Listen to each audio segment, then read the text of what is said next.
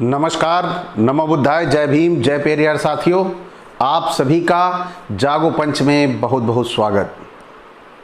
जागो पंच अंधविश्वास और पाखंड को खत्म करने के लिए कृत संकल्पित है और इस प्रयास में लगातार लगा हुआ है कि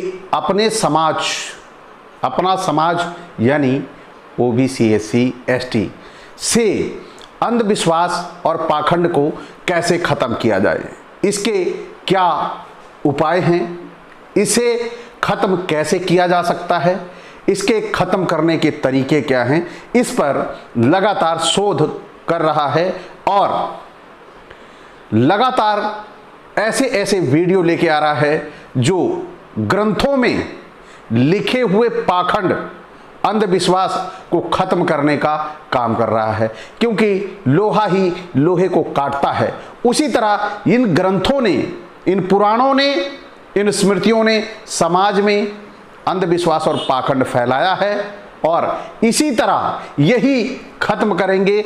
जरूरत है केवल तो हमें पढ़ने की और स्टडी करने की। तो आइए साथियों, आज हम आपके लिए क्या ऐसा बेहतरीन वीडियो लेके आए हैं, ऐसे कौन से ग्रंथ से आपके लिए एक ऐसा महत्वपूर्ण विषय खोज के लाए हैं जो आपको अंधविश्वास और पाखंड से दूर करेगा। तो मैं ज़्यादा समय न लेते हुए विषय की तरफ चलता हूं, लेकिन आप सभी साथियों से ये आग्रह भी करता हूं कि आप सभी जो साथी हमारे नए हैं उनका बहुत बहुत स्वागत और आपसे आग्रह है कि हमारे चैनल को आप सब्सक्राइब कर लें और बेल आइकन की घंटी जरूर दबा लें। तो साथियों, आज हम आपके लिए विषय लेके आए हैं दुर्गा की उत्पत्ति, यानी दुर्गा का जन्म कैसे होता है, दुर्गा की उत्पत्ति का कारण क्या है, दुर्गा का निर्माण कैसे किया गया, क्योंकि दुर्गा का निर्माण कोई मानवीय प्रकृति के अनुसार नहीं हुआ है। इसका निर्माण सभी जितने देवी देवता थे सभी ने मिलकर किया। तो यह अमानवीय, अप्राकृतिक तौर पर दुर्गा का निर्माण किया गया है, क्योंकि जो प्राकृतिक तरीका है किसी बच्चे का निर्माण करने का, किसी मनुष्य को निर्माण करने का, किसी भी जीव जंतु को निर्माण करने का, उसमें एक मेल होता है, एक फीमेल होता है। उसी दोनों के संसर्ग के जरिए ही एक बच्चे की उत्पत्ति होती है, चाहे वो कोई भी प्राणी ही क्यों ना हो। तो आइए साथियों, आज जो महत्वपूर्ण वीडियो होने वाला है वो यही है कि दुर्गा की उत्पत्ति कैसे अमानवीय तरीके से हुई, वो मैं आपको बताता हूं।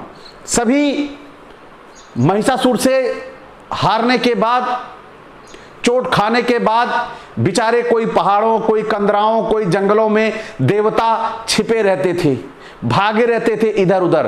तो सभी परेशान होके भागे भागे ब्रह्मा के पास पहुंचे और ब्रह्मा से बोले, भाई परमपिता कुछ उपाय करिए, ऐसे कब तक चलेगा, क्योंकि 100 वर्ष बीत हो गए थे महिषासुर को स्वर्ग पे राज करते हुए। आप व्यथित होने का कारण भी था, बेचारे घर से भगाए गए थे। जबकि पुराने समय में एक राजा दूसरे राजा पे जब आक्रमण करता था तो राज्य ले लेता था, तो यह कोई अनर्थ थोड़ी होता था। वह तो सभी अपना वर्चस्व बढ़ाना चाहता था और महिषासुर ने बढ़ाया था, तो क्या गलत किया था? क्या जिसका आधिपत्य, जिसका भुजबल मजबूत है वही तो वहां का राजा होगा? ऐसा ही तो प्राचीन समय में चलता था। लेकिन इन देवताओं को नागवर गुजर रहा था कि वह हमारा राजा ना बने, क्योंकि वह शूद्र है।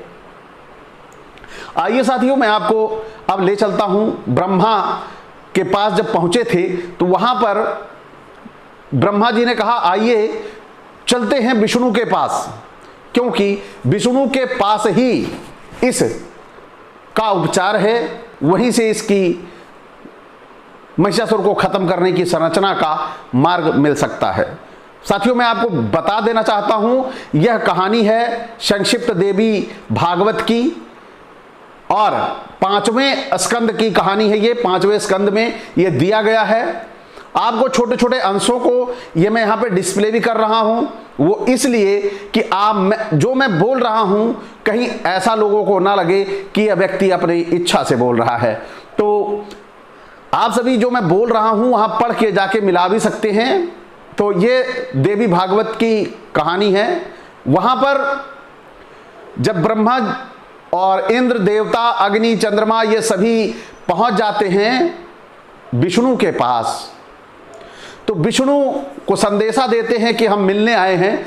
तो उनका द्वारपाल विष्णु के पास जाता है और कहता है, महाराज सभी देवता आए हुए हैं, आपकी स्तुति कर रहे हैं, आपका बखान कर रहे हैं, आपकी वंदना कर रहे हैं। तब विष्णु जी जाते हैं और उन सबको ले आके उचित आसन दे देते हैं और कहते हैं कि ब्रह्मा जी से कि आप आने का अपना कारण बताइए। तो ब्रह्मा जी कहते हैं कि महिषासुर नाम का वही राजा बहुत उत्पात मचाए है, अब उसका अंत करने का समय आ गया है, तो उसके अंत का उपाय कुछ करिए।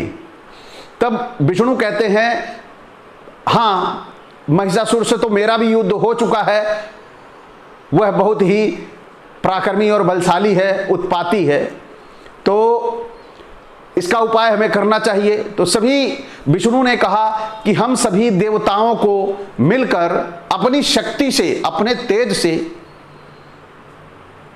उस नारी का निर्माण करना पड़ेगा जिस नारी से महिषासुर की मृत्यु या वध होना है। तो यहां पर सभी देवता तैयार हो गए इसके लिए कि हम अपने अपने तेज से, अपनी अपनी शक्तियों से उस निर्माण करने को तैयार हैं। तब यहां पर सर्वप्रथम शंकर जी ने, शिव जिसे शिव कहते हैं और शंकर कहते हैं, उन्होंने अपने तेज से उनका मुखमंडल, चेहरे की पूरी रचना कर दी और इसी तरह विष्णु ने अपने तेज से 18 भुजाएं बना दी। अब देखिए, यह अप्राकृतिक, यहां पर कोई निर्माण ऐसा नहीं है जैसे निर्माण एक मानव का होता है, लेकिन यहां बात हम कर रहे हैं देवी देवता की, क्योंकि पहले मानव नहीं हुआ करते थे, राक्षस और देवी देवता हुआ करते थे और धरती पर कोई नहीं था। अब आप समझ रहे होंगे कि एक वर्ग था देवी देवताओं का और दूसरा वर्ग था राक्षसों का, और उस समय ये राक्षस इतने बलशाली हुआ करते थे कि मतलब ये धरती पर रहने वाले लोग इतने बलशाली हुआ करते थे कि ये स्वर्ग तक जाके कब्जा कर लिया करते थे। आज ऐसी कोई सीढ़ी ही नहीं बनी है, आज ऐसे विज्ञान भी स्वर्ग तक नहीं पहुंच पा रहा है। बड़े ही आश्चर्य का विषय है। लेकिन उस समय के राक्षस कितने बलशाली थे कि वह स्वर्ग तक पहुंच जाया करते थे और कब्जा करके 100 साल राज करते थे। यमराज जैसे पानी भरा करते थे उनके साम्राज्य में। तो साथियों, यहां पर जब उन्होंने 18 हाथ का निर्माण कर दिया, उसके बाद बारी आई इंद्र की। इंद्र ने उनके कमर का मध्य भाग, कटि भाग जिसको बोलते हैं इनकी भाषा में, वो कटि भाग आप पढ़ रहे हैं, मैंने दे रखा है यहाँ पे, कि वो कटि भाग का डिजाइन कर दिया उन्होंने, डाल दिया, बना दिया। और इसके बाद बड़ी बारी आती है चंद्रमा की। अब चंद्रमा भी कम नहीं, वो तो महारथी हैं, पुराने प्रेम पुजारी। उन्होंने दुर्गा के दोनों स्तनों को उन्होंने डिजाइन कर दिया। ये आप पढ़ रहे हैं, मैं नहीं बोल रहा हूं। यहां पर उन्होंने अपने तेज से स्तन का उत्तम, आप पढ़ लीजिए, मैं तो उस शब्द में बोला ही नहीं, उत्तम, चंद्रमा ने अपने तेज से दोनों उत्तम स्तनों का निर्माण कर दिया। अब यहां पर आपको समझने वाली बात है कि यह अपनी देवी देवताओं को भी कैसे भाषा में लिखते हैं। यह देवी भागवत ऐसे लिखता है कि उनके उत्तम स्तन चंद्रमा के तेज से तैयार हो गए। अब कमर का कटि भाग तैयार हो गया इंद्र के तेज से। अब आगे आइए, अब देखिए यहां पर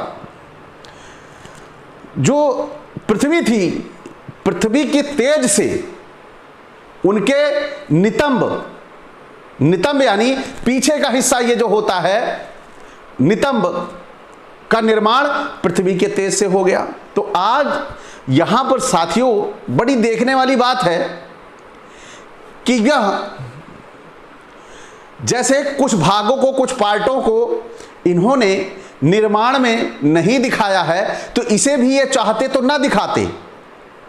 जरूरी नहीं था कि स्तन का वर्णन बनाते वक्त किसने किया या स्तन बनाया ही गया। सबको पता है एक नारी का निर्माण होगा तो स्तन भी होगा और प्राइवेट पार्ट भी होगा, लेकिन और नितंब भी होगा। तो क्या यहां पर हाथ पैर बना देते तो क्या पता ना लगता कि यह पूरी नारी का निर्माण किया गया था। लेकिन यहां पर कुत्सित मानसिकता उजागर होती है इनकी कि यह नारी का निर्माण भी कर रहे हैं, तो अपनी विचार डालना ये नहीं छोड़ेंगे। इनकी मानसिकता यहां पर खत्म नहीं होगी। इन्होंने अपने इनकी मां के जो स्तन बने थे वो चंद्रमा ने बनाए थे, और यहां पर नितंब पृथ्वी से बना था। ये सब पूरा स्पष्ट इन्होंने दिखाया। इतने महान ये लेखक थे, इतने महान। और यदि यही शब्द अभी सोशल मीडिया पर इस देवी पुराण, देवी भागवत का नाम ना लेके कोई व्यक्ति डाल दे तो लोगों की भावना आहत हो जाएगी कि उनके नितंबों और स्तनों का निर्माण किसी ने किया था। तो साथियों आगे चलते हैं कहानी में। और इस प्रकार ये दुर्गा का शारीरिक निर्माण होता है। उसके बाद जब ये सभी हाथ पैर सब कंप्लीट हो जाते हैं तो बारी आती है हथियारों को देने की, गहने पहनाने की। तो जैसे सभी देवताओं ने मिलकर इनको कोई एक एक पार्ट दिया था शरीर का, वैसे ही सभी देवताओं ने मिलकर इन्हें एक एक हथियार दिया। किसी ने चक्र दिया, किसी ने त्रिशूल दिया, किसी ने तलवार दी। इसी प्रकार नाना प्रकार के जो शस्त्र थे वह सभी देवताओं ने मिलकर ये दिए, और सभी ने मिलकर इसी तरह उन्हें आभूषणों से सुसज्जित किया। तो और इसे सुसज्जित होने के बाद साथियों कहानी में क्या ट्विस्ट आता है। कहानी का ट्विस्ट है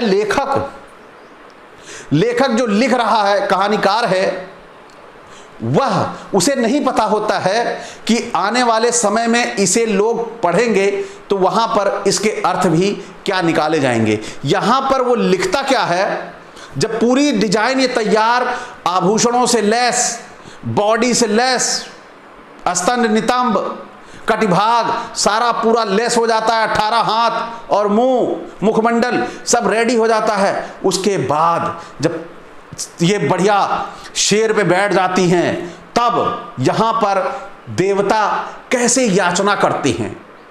जो सारे के सारे ये देवता मिलके महिषासुर से जीत नहीं पाए थे, सारे इकट्ठे होके अपनी शक्ति से कैसे ये सब काम कर रहे थे, सब के सब भगोड़े और हरोड़े। तो वहां पर उनमें से बेचारे डरे दुबके वाले कह रहे हैं, हे माता, हम शत्रु से महान दुखी हैं, हमारी मदद करिए और उस अत्यंत दुराचारी महिषासुर को अपने तेज से मोहित करके उसे परास्त करने का काम करिए। अब यहां पर बड़ी विडंबना वाली बात है, जिसका निर्माण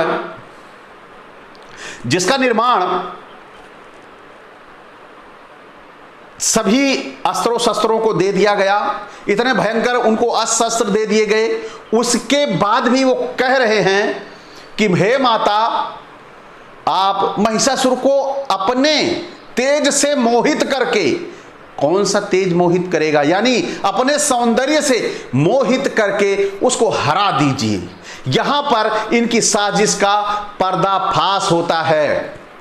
यही पर्दाफाश बताता है, यही लाइन बताती है कि महिषासुर का वध एक सुंदरी के द्वारा, इतना सुसज्जित सुंदरी के द्वारा कराया गया था, उन्हें मोहित करके। तो यहां पर साथियों आप सभी को पूरा स्पष्ट हो गया होगा कि दुर्गा की उत्पत्ति और दुर्गा का निर्माण क्यों हुआ था। और आप सभी को मुझे पूरा विश्वास है कि वीडियो बहुत अच्छा लगा होगा, क्योंकि यहां पर दुर्गा की उत्पत्ति का कारण और दुर्गा की उत्पत्ति क्यों हुई यह स्पष्ट हो गया। अगले भाग में मैं लेके आऊंगा महिषासुर, सम्राट महिषासुर, तेजस्वी महिषासुर के वध के बारे में, कैसे नवरात्रि में युद्ध हुआ और कैसे विजयी रहेंगे और कौन सी वार्तालाप महिषासुर से दुर्गा की हुई, वह मैं लेके अगले वीडियो में आ रहा हूं। तो आप सभी साथियों को ये वीडियो कैसा लगा लाइक करें, और जो नए साथी हैं वो सब्सक्राइब कर लें और बेल आइकन की घंटी जरूर दबा लें, जिससे अगला वीडियो हमारा आपके तक तुरंत पहुंच सके। तो इसी के साथ आप सभी से विदा चाहूंगा।